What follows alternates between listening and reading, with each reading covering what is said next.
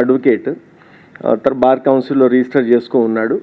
కానీ బయట సొసైటీలో అడిషనల్ కలెక్టర్, డిప్యూటీ కలెక్టర్, నేను సెక్రటేరియట్లో పనిచేస్తాను, కావాల్సిన ల్యాండ్ సంబంధించిన సెటిల్మెంట్లు కావచ్చు, లేకపోతే ఏదైనా ఆర్డర్స్ కావాలంటే తీసుకురావటం కావచ్చు, లేకపోతే ప్రభుత్వ ఉద్యోగాలు ఇప్పిస్తానని రకరకాల దీంట్లో ప్రజలను మోసం చేస్తూ ఉన్నాడు. అతను విజిటింగ్ కార్డు చూస్తేనేమో డాక్టర్ వెల్ది రాధాకృష్ణ అని ఉంటుంది. అతను ఎక్కడ కూడా పిహెచ్డి చేసిందేం లేదు, కానీ బయట హై ప్రొఫైల్ సర్కిల్లో సర్క్యులేట్ చేసుకోవడానికి ఆ విజిటింగ్ కార్డ్స్ కూడా కొట్టున్నాయి. అది కూడా మనము సీజ్ చేయడం జరిగింది. ఇతని దగ్గర నుంచి మనము ఈ ఫేక్ జీవో ఏదైతే ఒరిజినల్ పేపర్స్ ఇప్పుడు దాకా మన ముందు ఇక్కడ డిస్ప్లే చేయబడ్డాయి ఉన్నాయో ఆ ఒరిజినల్ జీవోస్ కూడా మొత్తము, తర్వాత ఈ నిమ్మల ఫ్యామిలీకి గవర్నమెంట్ నుంచి ల్యాండ్ని రెగ్యులరైజ్ చేయమని చెప్పి కలెక్టర్కి, అక్కడ నుంచి CCLAకి అందరికీ ఏదైతే ఫైల్ రూటింగ్ అయిందో, యాక్చువల్గా ఒక గవర్నమెంట్ ఫైల్ ఒక దరఖాస్తుదారుడు గవర్నమెంట్కి అప్లికేషన్ పెట్టుకుంటే ఏ ఆఫీసులకి ఏ విధంగా అయితే తిరుగుతుందో అదే విధంగా తిరిగినట్లుగా అక్కడేమో అన్ని ఆర్డర్స్ వచ్చినట్లుగా ఆ officers concern all IAS officer signatures అందరి కూడా ఫోర్జరీ చేసి దాని మీద ఆర్డర్స్ కూడా క్రియేట్ చేయడం జరిగింది. ఆ bunch end to end starting నుంచి ఎండింగ్ వరకు జరిగిన మొత్తం ఆ ప్రాసెస్ని కూడా ప్రతి ఆర్డర్ కూడా ఒరిజినల్సే అతని దగ్గర నుంచి సీజ్ చేయడం జరిగింది. ఈ ఫేక్ ఆర్డర్స్ తయారు చేసిన దాంట్లో రాధాకృష్ణకి ఇంకొక అడ్వకేటు, ఇంకొక ఇద్దరు కూడా సహాయం చేసినట్లుగా రోల్ ఎస్టాబ్లిష్ అయింది. టీమ్స్ ఉన్నాయి, వాళ్ళ పేర్లు ఎందుకు ఇంకొక అడ్వకేట్ పేరు కూడా రివీల్ చేయండి అంటే అరెస్ట్కి అతను ఫిట్ కాబట్టి సీక్రెసీ కోసం ఇప్పుడు చెప్పలేదు. తర్వాత ఈ రాధాకృష్ణ చెప్పిన విషయాలు మొన్న మనకి మొదట్లో అరెస్ట్ చేసినప్పుడు నిమ్మల ఫ్యామిలీని అరెస్ట్ చేసినప్పుడు వాళ్ళు చెప్పిన విషయాలు కూడా టోటల్గా కొరాబరేట్ అయ్యాయి. దీని ప్రకారం వినుకొండ XMLA బోళ్ళ బ్రహ్మనాయుడు, తర్వాత రమేష్, వీళ్ళ పాత్ర ఇంకా క్లారిటీతో కొరాబరేటివ్ ఎవిడెన్స్తో కూడా దొరికింది.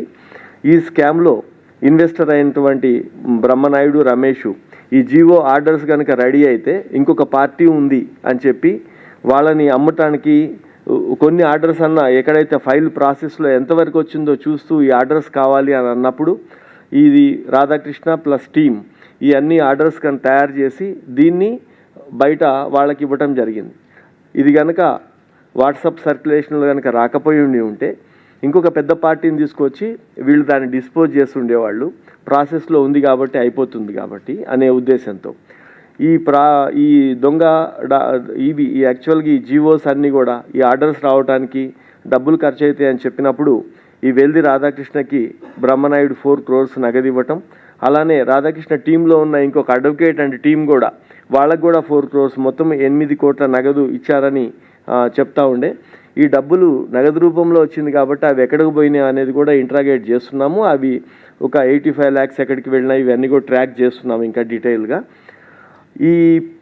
ఈ పెద్ద మొత్తంలో వీళ్ళు రాధాకృష్ణ వాళ్ళు డబ్బులు తీసుకున్నారు కాబట్టి ప్రెజర్లోకి వెళ్ళి అన్ని డాక్యుమెంట్లు కూడా ఒకటేసారి తయారు చేసి ఇంక్లూడింగ్ జీవోస్ కూడా తీసి ఇచ్చేశారు అన్నట్టు. ఈ అరెస్ట్ అయిన ఈ వెల్ది రాధాకృష్ణకి ఈ కేసు ఎప్పుడైతే రిజిస్టర్ అయిందో అప్పుడు ఈ డాక్యుమెంట్లు దాచిపెట్టాలని వాళ్ళ డ్రైవర్ ఒక ప్రవీణ్ అనేవాడికి ఇచ్చి మొత్తం డంప్ షిఫ్ట్ చేసే క్రమంలో ఆ ప్రవీణ్ కూడా అరెస్ట్ చేసి నిన్న కోర్టులో ప్రొడ్యూస్ చేసినాం.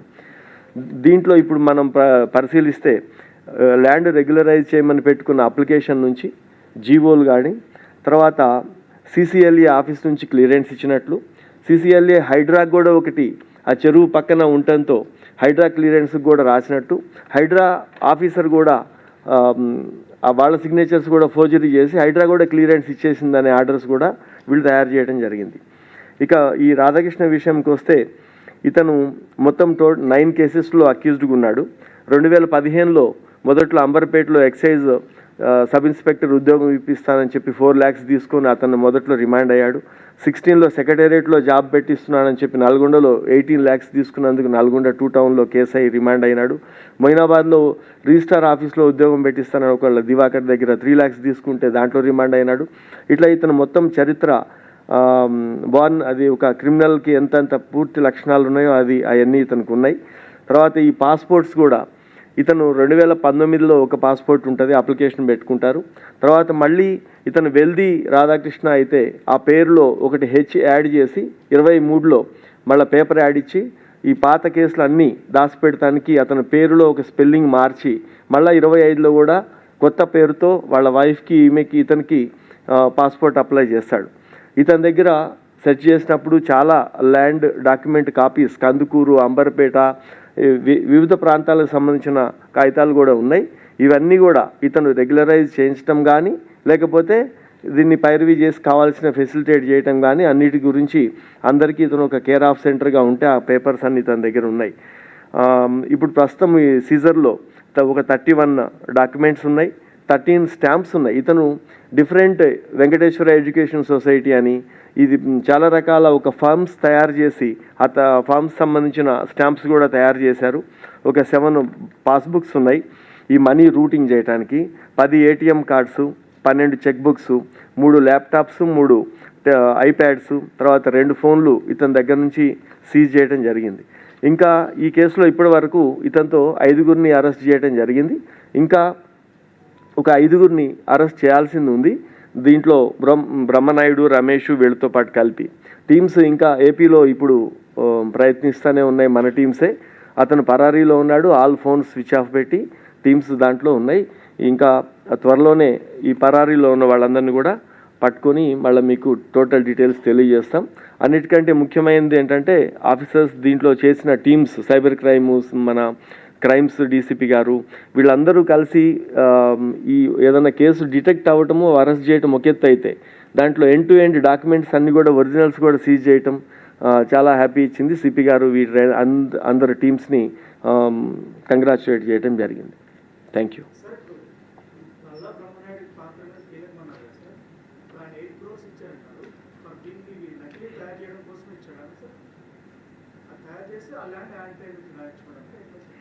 ఇప్పుడు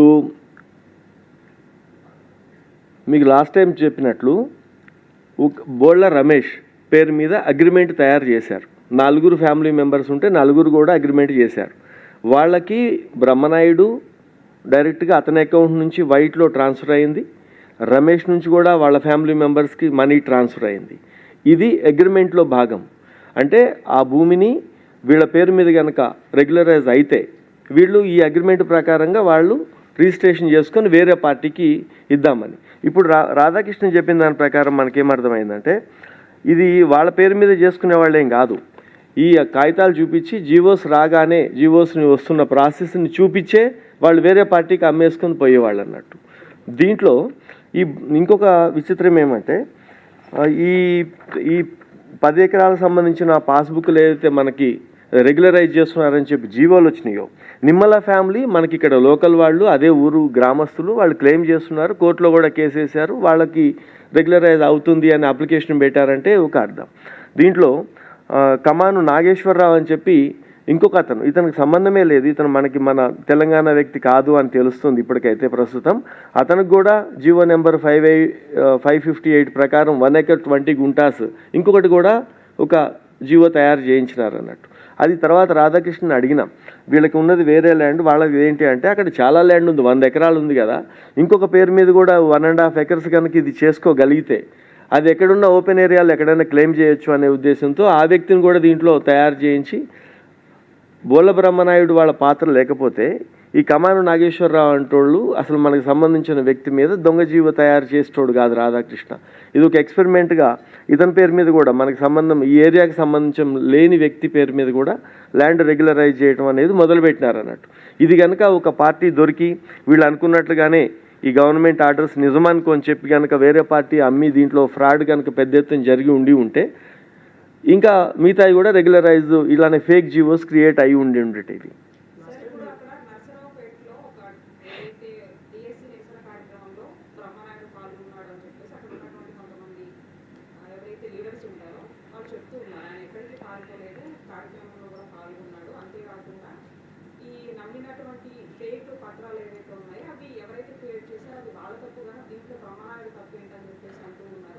మీరేమో ట్రాన్సాక్షన్ వచ్చేసరికి 8 crores అతను అంటున్నారు, ఇంకా పరారీలో ఉన్నారని చెప్తున్నారు. అసలు ఏంటి సార్, అసలు పరారీలో ఉన్నాడా, అని ఎక్కడ ఉన్నాడు ఏంటి? ఇప్పుడు మనము ప్రెస్ మీట్ మొన్న ఇది మనం పెట్టాము. మొన్న సాయంత్రము అతన్ని మొదట్లో ఫస్ట్ వీళ్ళందరినీ అరెస్ట్ చేయటము ఈ ప్రాసెస్లో ఉన్నప్పుడు అతని పాత్ర వచ్చినప్పుడు మీకు క్లియర్గానే నిర్ధారణ అయింది అతను దగ్గర నుంచి అనేది అఫీషియల్ ట్రాన్సాక్షన్ అయినాకనే అతని పేరు బయటకు చెప్పడం జరిగింది. ఆ టైంలో దానికి లింకింగ్గా ఒక 4 వ్యక్తులు చెప్పారు డబ్బులు ట్రాన్స్ఫర్ అయిన అనేది మొదటి స్టేజ్. నేను ఆ రోజు కూడా చెప్పాం ఇంకా క్లించింగ్ ఎవిడెన్స్ ఒకటి ఇమీడియట్గానే దొరుకుతుంది, దాని తర్వాతనే మనం అరెస్ట్ చేస్తున్నాం అందరినీ అని. ఈ ప్రాసెస్లో ఆ రోజు ఏదైతే ಮತ್ತೆ మొన్న ఆ సభలోనో ఇంకెక్కడో ఒక వ్యాన్లో పెట్టిన ఫోటో ఒక పత్రికలో కూడా వచ్చింది, న్యూస్ పేపర్లో. దాని తర్వాత ఫోన్స్ అన్నీ స్విచ్ ఆఫ్ ఉన్నాయి, పరారీలో ఉన్నారు వాళ్ళు మొత్తం కూడా. ఆఫ్టర్ ప్రెస్ మీట్ అనొచ్చు. తర్వాత ఎవరికి ఉండే సమాచారం వాళ్ళకు ఉంటుంది. ఇప్పుడు ఇక్కడ క్రైమ్ చేసేటోడికి ఇక్కడ కూడా కొంతమంది సోర్స్ ఉంటారు కదా. మన ప్రెస్ మీట్ కంటే ముందు కూడా మన పేపర్లలో వచ్చింది ఈ కేసు అయింది, గవర్నమెంట్ 1000 కోట్ల భూమి కుంభకోణం అనేది మన పేపర్ కంటే మన ప్రెస్ మీట్ కంటే ముందు కూడా వచ్చింది అన్నట్టు. ఎవరైతే దొంగ ఉన్నాడో అప్పుడే అలర్ట్ అయి ఉంటారు. ఆ రోజు జరిగిన దాన్ని బట్టి లేదు. మన టీమ్స్ ఉన్నాయి అక్కడ. పల్నాడు ఎస్పీ గారితో టచ్లో ఉన్నారు. తర్వాత అక్కడ లోకల్ పోలీస్ సపోర్ట్ కూడా తీసుకున్నాం. బట్ వాళ్ళు ఎవరు కూడా అక్కడ అందుబాటులో లేరు.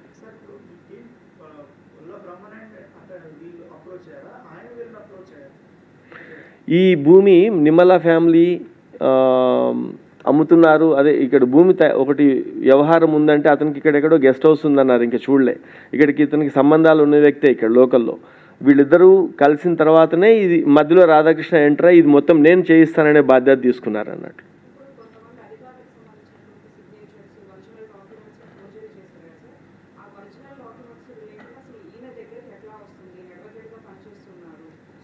ఇక్కడ దీంట్లో ఒరిజినల్ డాక్యుమెంట్స్ ఏం లేవు. మీరు చూస్తే నెట్లో కొడితే మనకి ఈరోజు అన్ని జీవోలు కానీ ఇంకేదైనా సరే ఎనీ ఇన్ఫర్మేషన్ కానీ కావాలంటే వస్తాయి. దీన్ని బట్టి దాన్ని చూసి ఇది టైప్ కొట్టిన బాపత్ అన్నట్లు. ఎవరు కూడా మన వాళ్ళు ఎవరు సిగ్నేచర్ చేసింది లేదు. ఈ రాష్ట్రంలో ఉన్న అందరు పెద్ద అధికారులు అందరు సిగ్నేచర్స్ వాళ్ళు అక్కడ పెట్టున్నారు. దీంట్లో ఇంకొకటి కూడా ఉంది, సిగ్నేచర్స్ ప్రాక్టీస్ చేసిన బుక్స్ కూడా 2 ఉన్నాయి. దాంట్లో ఆ బుక్స్ కూడా సీజ్ చేయడం జరిగింది.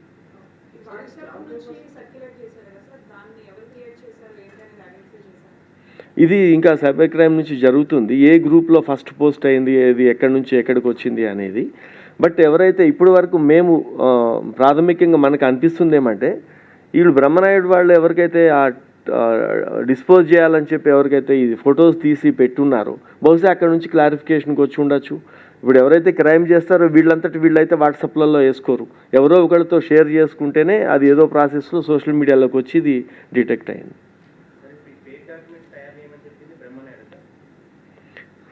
ఫేక్ డాక్యుమెంట్లు కాదు ఇక్కడ, ఇది గవర్నమెంట్ భూమి.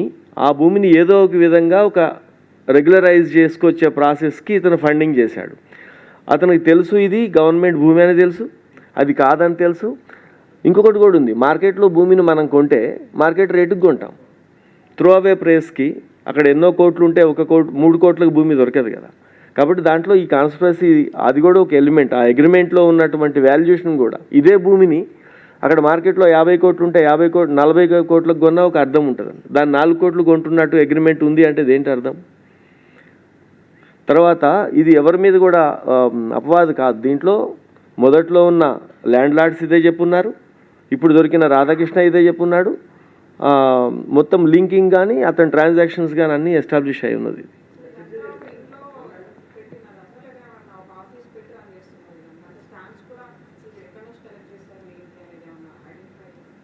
ఇప్పుడు దీంట్లో ఇప్పుడు మనం డిస్ప్లే చేస్తున్న స్టాంప్స్లో కానీ ఆర్డర్స్ మీద కానీ ఏం స్టాంప్ కొట్టి లేదు. ఇంకా గవర్నమెంట్ సంబంధించిన అధికారులు స్టాంప్స్ ఏం లేవు దీంట్లో. ఇవన్నీ కూడా వీడు డిఫరెంట్ ఎప్పుడు అవసరం వస్తే ఒక ఫామ్ క్రియేట్ చేసి దాని మీద ఆ అకౌంట్లు ఓపెన్ చేయటం, దాంట్లో మనీ రూటింగ్ కోసం పెట్టుకునేవి ఇవన్నీ.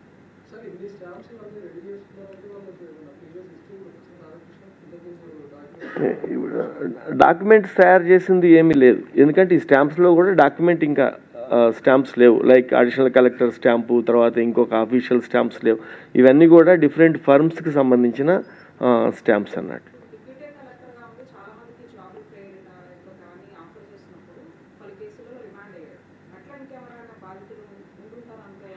ఇప్పుడు నిన్న మనం ప్రెస్ ద్వారా రాధాకృష్ణ ఫోటో వెళ్ళింది.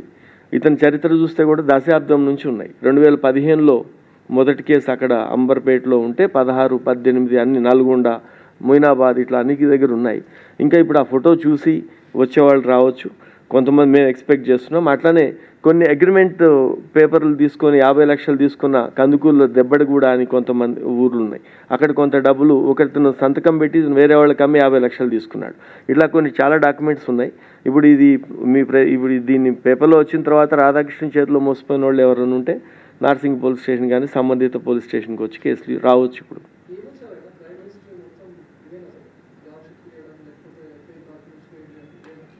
మనకున్న చరిత్ర అదే. అతను ఇంక వేరే పనేమి రికార్డు మీద ఏం లేదు. తర్వాత అతను పాస్పోర్ట్లలో పెట్టింది కూడా అంబర్పేట అడ్రస్ ఒకటి పెట్టినాడు. తర్వాత మళ్ళీ 2019లో అప్లై చేసేటప్పుడు చంద్రాయణగుట్టలో ఒక అడ్రస్ చూపించినాడు. ఇప్పుడు ప్రస్తుతం ఉంటుంది రిచ్మండ్ విల్లాస్లో ఉంటున్నాడు. తర్వాత మనము ఏదైతే రైడ్ అయిందో అప్పటికప్పుడు మళ్ళీ అందరూ కుటుంబ సభ్యులతో సహా అందరు లాక్ చేసి పారిపోవటం, ఇదంతా ఏమి కనిపిస్తుంది అంటే ఒక క్రిమినల్ ఏ విధంగా అయితే నటోరియస్ క్రిమినల్ ఏ విధంగా బిహేవ్ చేస్తాడో ఇతను కూడా అలానే ఉంది. అది వెరిఫై చేయాలి. అంటే పీడీ యాక్ట్కి కొన్ని క్రైటీరియా ఉన్నాయి, దాంట్లో ఫిట్ వస్తే ఇతను ఫిట్ పర్సన్ ఇవన్నీ చేస్తారు.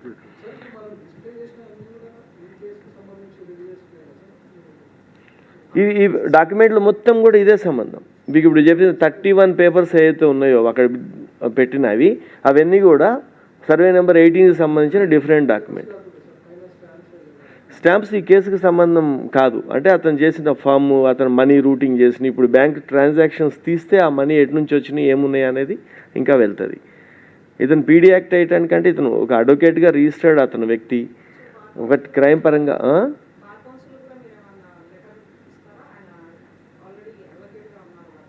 రాయటం జరుగుతుంది ఆటోమేటిక్గానే. ఇప్పుడు ఈ పేర్లు చెప్పగానే వాళ్ళు పరారీ ఉంటున్నారు. ఇప్పుడు వీళ్ళందరినీ పట్టుకొని వస్తే అందుకే నేను చెప్పింది ఇంకొక మొత్తం 5 వ్యక్తులు పరారీలో ఉన్నారు.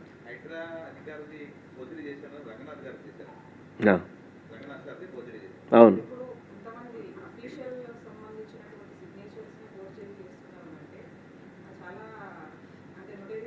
అందుకే ఇప్పుడు మీకు ప్రెస్ మీట్ పెట్టి ఆ డాక్యుమెంట్స్ అన్ని మీ ముందు పెట్టింది అంటే. ఇప్పటి వరకు 10 మెంబర్స్, మనం ఇప్పటి వరకు మనం 5 అరెస్ట్ చేసాం, ఇంకో 5 మెంబర్స్ని అరెస్ట్ చేస్తాం.